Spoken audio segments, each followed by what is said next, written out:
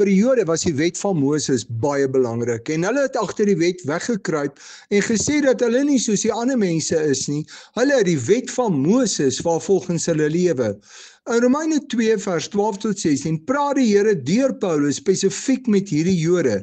Daar word vir hulle gesê dat daardie mens wat nie soos hulle die wet van Moses gehad het nie, sonder die wet verlore sal gaan. Maar hulle wat die wet gehad het, volgens die wet geoordeel sal word. Met of sonder die wet sondig ons. Paulus sê dan vir Jode dat die heidene wat nie die wet het nie, tog van self in hul binneste weet dat sekere dinge reg en ander dinge verkeerd is. Dis soos Romeine 1 vers 18 sê, God se wil is aan almal bekend en daar is vir ons geen verskoning as ons sê dat ons nie geweet het nie.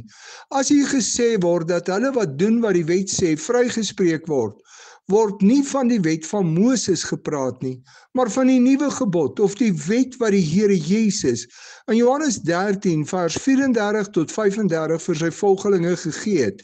Die wet van Moses se doel is om ons op ons sonde te wys en ons te laat besef ons het 'n verlosser nodig.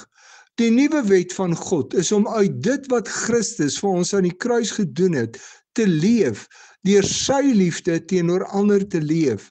Die nuwe wet van God is dat ons mekaar so moet lief hê, dat almal Jesus in ons lewe kan sien. Het die wet van Moses of die 10 gebooie jou al gehelp om te besef dat jy Jesus in jou lewe baie nodig het?